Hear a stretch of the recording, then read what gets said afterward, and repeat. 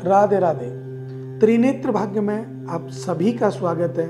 मैं हूं आपके साथ आचार्य पुष्पेंद्र शास्त्री। आज हम बात करेंगे चंद्रमा को लेकर, क्योंकि ग्रहों की बात हम जब जब करते हैं, कुंडली में हम जो ग्रहों को देखते हैं तो क्या होना चाहिए, कैसे कुंडली को हम देखें, इन सब के लिए हम आप लोगों को जानकारी समय समय पर देते रहते हैं, जिससे कि आप अपने घर बैठकर अपनी कुंडली का आंकलन कर सकते हैं कि ये परेशानी हमारे जीवन में कहां से आई, क्यों आई, कौन सा ग्रह इस परेशानी का दाता है, कौन सा ग्रह इस परेशानी का हरता है। तो ग्रहों में 9 ग्रह की संज्ञा होती है, जिनमें आज हम बात कर रहे हैं चंद्रमा की। चंद्रमा ग्रह को मन का कारक बताया गया है, मन का प्रतीक चंद्रमा को बताया गया है। अब चंद्रमा जो है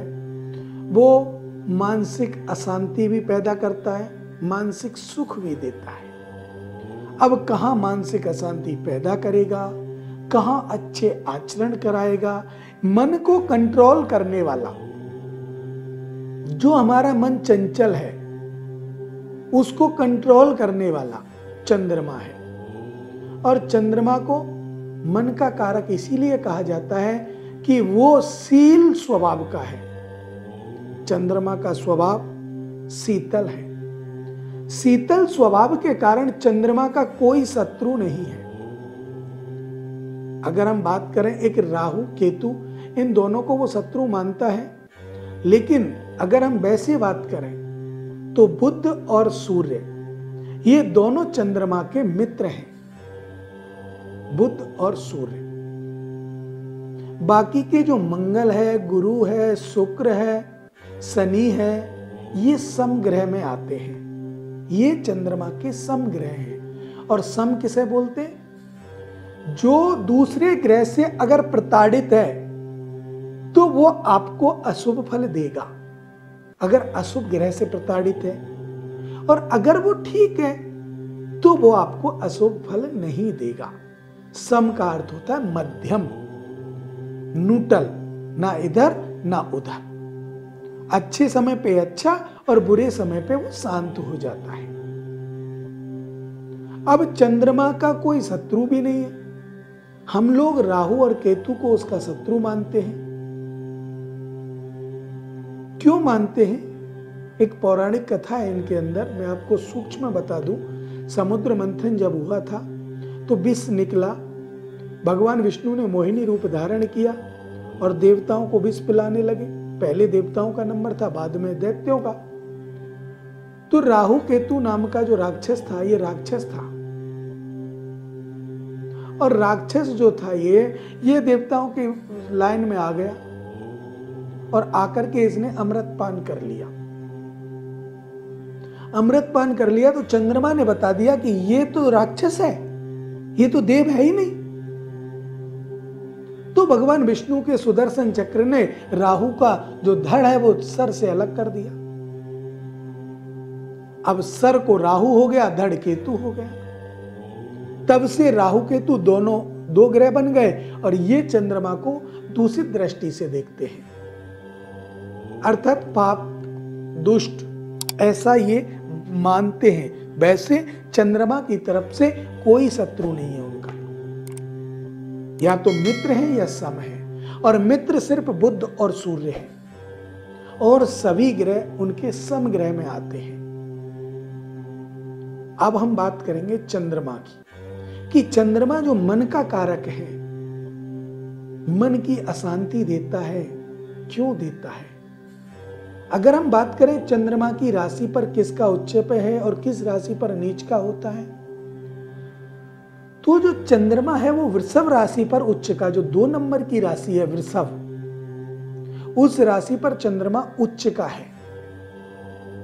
और वृषभ की सप्तमी राशि जो वृश्चिक राशि है, उस पर चंद्रमा नीच का है। अब नीच हो या उच्च हो, प्रभाव तो अपने अपने स्वभाव के अनुसार हर ग्रह देता ही देता है। लेकिन चंद्रमा शीतल स्वभाव का होने के कारण वो बहुत शांत रहता है। लेकिन ध्यान दीजिएगा कि जब क्रूर ग्रह की या पाप ग्रह की दृष्टि चंद्रमा पर पड़ती हो तो उस समय वो क्षतिज हो जाता है, उसमें कष्ट आ जाता है, इसीलिए वो कष्ट देने लग जाता है, मन में अशांति पैदा करता है। चंद्रमा अगर वृश्चिक राशि पर बैठा हो, वृश्चिक राशि का स्वामी मंगल है और मंगल चंद्रमा का समग्रह है, लेकिन वृश्चिक राशि पर चंद्रमा नीच का है। तो जब अगर वो वृश्चिक राशि पर नीच का है तो वहां तो अशुभ फल देगा, अर्थात वहां मानसिक चिंता अधिक बढ़ाएगा। ज्योतिष की कुंडली का जब हम आंकलन करते हैं तो कहते हैं ना कि आपको मानसिक चिंता बहुत होगी, घर में गृह कलेश बढ़ेगा। क्यों बढ़ता है? इसी के कारण बढ़ता है। मन अशांत होता है, एक दूसरे पर विश्वास नहीं करते, चंद्रमा की युति होती है तो मन अशांत होने के साथ विश्वास खत्म हो जाता है और विश्वास खत्म होने पर टेंशन बढ़ जाती है, जिसके कारण ये गृह कलेश का बढ़ना, पैसे का फंसना और जो भी कर्म है चंद्रमा के निमित्त वो सारे होने लग जाते हैं। अगर चंद्रमा आपकी राशि पर, कोई भी राशि हो सकती है, द्वादश राशियों में, जैसे हम बात कर लेते हैं दो ही राशियों की, वृषभ और वृश्चिक की, अगर वृश्चिक राशि पर है तो वृषभ राशि का चंद्रमा अच्छा होता है, उच्च का है। अब उच्च का चंद्रमा तो अच्छा रहेगा, लेकिन अगर वृश्चिक राशि पर है तो नीच का है, तो वहां वो अशुभ फल देगा। अब वो बात हमारे ध्यान में रखनी चाहिए कि वृषभ राशि कौन से स्थान पर विराजमान है या वृश्चिक राशि कुंडली में किस स्थान पर है। अब वो मारक घर में है तो ब्राह्मण कहते हैं आप चंद्रमा के दान करो। दान क्या होते हैं? चांदी, श्वेत वस्त्र, चावल, चीनी, दही, दूध, ये सारी चीजें दान होती है। दान की और भी बहुत सारी चीजें हैं, लेकिन मैं आपको दो दो चार चार चीज इसलिए बता रहा हूं जो मध्यम है। इन चीजों का चंद्रमा का दान होता है अगर वो मारक का स्वामी है। चंद्रमा अगर आपकी राशि में कारक का स्वामी है तो ब्राह्मण लोग कहेंगे आपसे चंद्रमा की पूजा कराइए, या चांदी का छल्ला उंगली में पहनिए, या चांदी का कड़ा पहनिए, या चांदी की चेन पहनिए, या चंद्रमा के मंत्र का आप जप करें, तो ये भी चंद्रमा की युति को अच्छा करता है, शक्ति बढ़ाता है। तो आपके जो शुभ कार्यों में अड़चन अगर चंद्रमा दे रहा है, चंद्रमा नहीं देता बल्कि चंद्रमा पर जब कुपित प्रभाव पड़ते हैं, दूसरे दुष्ट ग्रहों के प्रभाव पड़ते हैं, तब ये अधिक होता है। अब बात करेंगे राहु को। राहु को हम शत्रु मानते हैं। राहु चंद्रमा का शत्रु है और चंद्रमा के साथ राहु अगर बैठ जाता है तो वहां पर ग्रहण दोष लग जाता है, चंद्र ग्रहण दोष। अब चंद्र ग्रहण दोष लग गया तो हम लौकिक भाषा में भी बोलते हैं कि यार पता नहीं उसको तो ग्रहण लग गया, ऐसा लगता है। तो ग्रहण लगने का अर्थ है सब कुछ नष्ट हो गया। जब सूर्य चंद्रमा के साथ राहु बैठा हो या केतु बैठा हो तो ग्रहण लग जाता है और उस ग्रहण से मानसिक अशांति, मानसिक पीड़ा, सर में दर्द अधिक होने लगते हैं। बाईं आंख में परेशानी, बाईं आंख जो व्यक्ति की होती है वो चंद्रमा प्रभावित करता है, मंगल प्रभावित करता है। तो चंद्रमा के द्वारा अगर हम देखें तो आंखों में परेशानी, आंखों से पानी आना, चंद्रमा मन का कारक होने के कारण लड़ाई झगड़ा ग्रह कलेश आदि का संयोजक बनाना ये चंद्रमा के कर्म है। चंद्रमा अपने जिस राशि पर बैठता है तो अपनी दृष्टि 3-5, 3-7, 5-10, 2-6 और 11 इन घरों को छोड़ करके प्रत्येक घर को देखता है। अपने से दूसरे घर को नहीं देखता, अपने से 6वें घर को नहीं देखता, अपने से 11वें घर को नहीं देखता, और इन तीनों चीजों को कोई भी ग्रह नहीं देखता है। और सभी पर उनकी दृष्टि जाती है, चाहे वो एक पाद दृष्टि से देखे, चाहे 2 पाद दृष्टि से देखे, चाहे त्रिपाद दृष्टि से देखे, चाहे संपूर्ण दृष्टि से देखे या चतुष्पाद दृष्टि से देखे। जब वो इस दृष्टि को देखता है, देता है, तो अगर वो दृष्टि उसकी सबसे अधिक जा रही है वृश्चिक राशि पर, तो उस घर में वो व्यवधान देगा। अब वो घर किसी भी का हो सकता है, तन से लेकर के व्यय तक हमारे 12 घर होते हैं कुंडली में, और इन्हीं 12 घरों का प्रभाव हर ग्रह तब देता है जब उस घर में विराजमान हो। किस घर में किस राशि पर है वो कैसे फल प्राप्त कराएगा। मेष राशि पर है, मेष का स्वामी मंगल है, मंगल चंद्रमा का समग्रह है तो मीडियम देगा।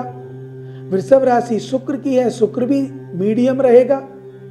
मिथुन राशि बुध की है, बुध चंद्रमा का मित्र है तो मित्रतावत अच्छे फल देगा।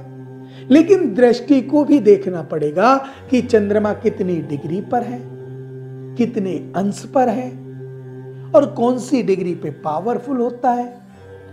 8 से लेकर के 20 तक की जो डिग्री होती है उसमें तो चंद्रमा या प्रत्येक ग्रह पावरफुल होता है, लेकिन 8 से नीचे अगर वो आ जाता है तो वो बचपन में आ जाता है, बाल अवस्था में आ जाता है, और अगर वो 20 से ऊपर चला जाता है तो वो वृद्ध अवस्था में चला जाता है, वो वृद्ध हो जाता है। ऐसे ग्रहों का हमें आंकलन करके उनकी डिग्री देखना, हर चीज की स्थिति अच्छी तरह से देख करके हम उस चीज को आगे ला सकते हैं, ग्रहों को बता सकते हैं। अब जब उच्च और नीच को देखते हैं, दृष्टि को देखते हैं, शुभ अशुभ मित्र शत्रु, इन ग्रहों को हम देखते हैं जो मैं आपको बता चुका हूं। ये आप देख करके अपने आप अपने जीवन के बारे में वर्णन कर सकते हैं। और अगर फिर भी आपकी समझ में कोई चीज नहीं आती है तो आपके जो स्क्रीन है उस पर नंबर आपको मिल जाता है, उस नंबर पे बात आप कर सकते हैं, हमसे आपकी बात हो जाएंगी। कोई भी परेशानी है आप बात करें।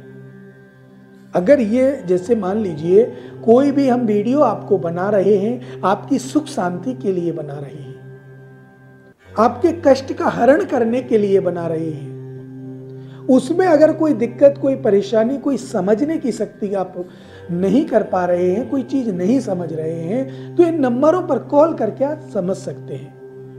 उपाय भी आप हमारे यहां से करवा सकते हैं।